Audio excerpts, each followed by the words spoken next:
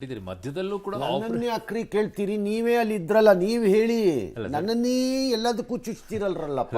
ನೋಡಕ್ಕಾಗ್ದೆ, ನಗಕ್ಕಾಗ್ದೆ, ಅಳಕ್ಕಾಗ್ದೆ, ಬಾಳಕ್ಕಾಗ್ದೆ, ಸಾಯಕ್ಕಾಗ್ದೆ, ಮರಿಯಕ್ಕಾಗ್ದೆ, ನನ್ ಬಾಳ್ಗಷ್ಟ್ ಬೆಂಕಿ ಹಾಕ. ಅಲ್ಲ ನೀವೇ ಹೇಳ್ರಿ. ಅಲ್ಲ ಚುನಾವಣೆ ಬಿಟ್ಬಿಡೋಣ ಸರ್. ನಾನು ಕೇಳ್ತಾ ಇರೋದು ಈಗ ನೀವ್ ಹೇಳ್ರಿ.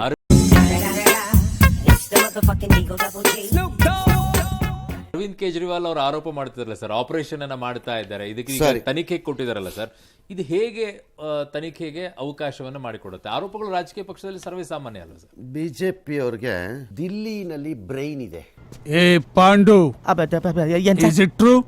ಏನ್ ಸರ್ ಬ್ರೇನ್ ಇದೆ.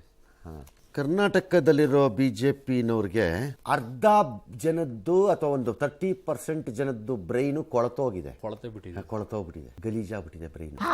ಈ ತರ ಒಂದು ಮ್ಯಾಟ್ರೇ ನಮಗ್ ಗೊತ್ತಿಲ್ವಲ್ಲಣ್ಣ. ಕ್ಯಾಂಗ್ರೀನ್ ತರ ಏನು ಗೊತ್ತಿಲ್ಲ, ನನ್ ಕೈ ಯಾಕೆ ನೋಡಿಲ್ಲ.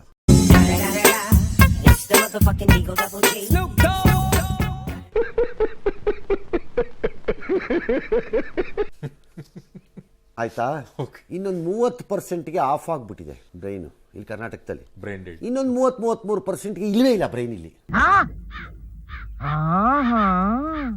ಈಗ ಗೊತ್ತಾಯ್ತು. Similar question was raised by Congress in Karnataka. Exactly, yes. ಹೌದು ಹೌದು. ಏನು PhD ಇದ್ದಾರ ನಮ್ಮ ಬ್ರೈನ್ ನಮ್ಮ ಅಲ್ಲಿ ನೋಡ್ರಪ್ಪ, ಅವ್ನು ಕೊಟ್ಟಾದೂರ್ನ ತಗೊಂಡೋಗಿ ಬಿಜೆಪಿ ಅವರು ಕೇಸ್ ಮಾಡು ಅಂತ. ಇಲ್ಲೂ ಸೇಮ್ ಎಲಿಗೇಷನ್ಗಳು. ಸೇಮ್ ಇಲ್ಲಿ 100 ಕೋಟಿ, 50 ಕೋಟಿ, 50 ಜನಕ್ಕೆ 5,000 ಕೋಟಿ ಸಾಲು ಸಾಲು ಆರೋಪಗಳನ್ನು ಮಾಡಿ ಇಲ್ಲಿ ಅವಕಾಶ. ಇಲ್ಲಿ ಲಡಕಾಸಿ 15 ಕೋಟಿ 10 ಜನಕ್ಕೆ ಟೋಟಲ್ 150 ಕ್ರಾಸ್ ಅಷ್ಟೇ.